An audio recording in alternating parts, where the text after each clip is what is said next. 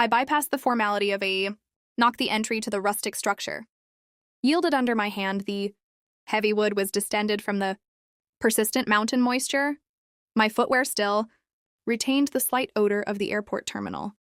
My upper body was stiff from the 13 hours spent breathing recycled air I had transported his preferred single malt scotch across 2 time zones, rehearsing the delighted expression on his face upon my arrival. Instead, I became paralyzed. His voice, distinctly audible and utterly devoid of compassion, cut through the sounds of their laughter. Inside, should she disappear, that insurance settlement could absolve my financial obligations. A brief moment passed, followed by the amusement of his cohorts, or I could finally pursue her sibling without any moral conflict. My hold on the bottle intensified. I had a primal urge to shatter it across the threshold, let the glass explode, and let them choke on their despicable words, but I held my ground. I simply positioned the liquor on the porch. Railing turned decisively and melted into the night's gloom.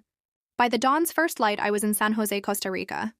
He had not always been a detestable figure, at least not from my perspective. We initially crossed paths at a quaint bookstore. He reached for the identical edition of The Old Man and the Sea and jested about destiny. His charm was rugged and authentic, yet it completely captivated me. I was 27, craving stability. He promised fidelity, or at least the convincing facade of it. The early years were characterized by minor acts of thoughtfulness, notes secreted in my meals, his jacket placed over me when I unexpectedly fell asleep on the sofa. We forged a existence based on comforting routines. Dinners at our favored Thai restaurant, road excursions with personalized mixtapes that consistently returned to the boss. I believed I was completely secure with him. That is the most painful acknowledgement. The reality began to permeate, gradually like moisture seeping through a cracked pane of glass. Prolonged hours, supposedly spent at the office, his mobile phone perpetually inverted on the counter, a perfume on his shirt. That was not my signature. Sent still, I convinced myself I was experiencing paranoia. That is the nature of blind trust. It obscures judgment. But the cabin incident was not paranoia. That was an outright admission, and not merely of infidelity, but of malicious intent. He didn't just desire freedom, he desired my complete removal. I granted him my silence. Stillness possesses a far greater edge than sheer fury. During the journey to Costa Rica, my initial fury condensed into something resolute. Rage quickly exhausts itself. Strategy endures. I methodically itemized facts in my journal while the passenger beside me snored. Into his travel pillow, he is consumed by debt. He views me as expendable. He is oblivious to my knowledge. And then the paramount fact, his arrogance dictates he expects my return.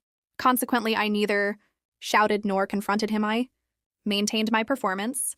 I dispatched him brief messages regarding travel complications, extreme exhaustion, that I would contact him the subsequent day. He accepted this narrative naturally. He did. He always presumed he was my ultimate priority. In the interim, I opened financial accounts, solely under my name, transferred assets.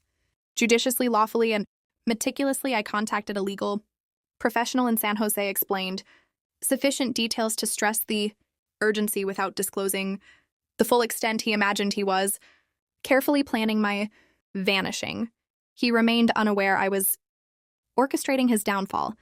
The strategic phases unfolded. The disappearance.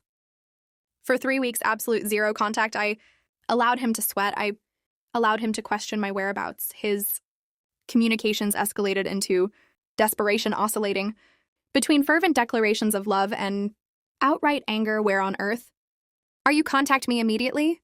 Do you have any conception of the agony you are causing me? I offered no response.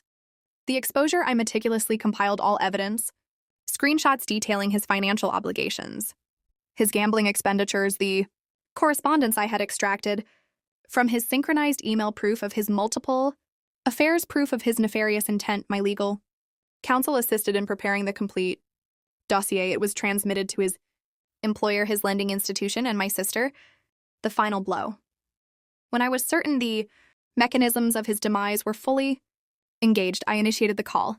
My first words in 19 days, verify your account. Balance. He sounded momentarily relieved, then profoundly confused, then utterly terrified. What on earth have you done? I merely terminated the funding for your projected Escape. I articulated calmly, colder than I had ever been with him. It appears I possess a greater aptitude for vanishing than you do. I returned not to him, but directly to the judicial building. The divorce papers were executed, assets had already been secured. He appeared. Ready for a fight, he entered with a swagger as if he still maintained some control, but I had orchestrated the timing flawlessly. That very morning, his employer had placed him on immediate administrative leave pending a financial integrity investigation. The bank had frozen his capital. My sister, the one he had joked about courting, without compunction sat in the gallery, her arms crossed, her expression utterly unyielding. When he caught sight of her, he visibly winced. He knew the repugnant joke had reached her ears, and then his gaze settled on me. I held his eyes unwavering, unblinking. "You desired my absence," I murmured as we crossed paths in the corridor. "Now I am gone, but not in the manner you ever conceived for the first time." Since that mountain cabin, he was rendered speechless. A fortnight after the legal hearing, his sister called me.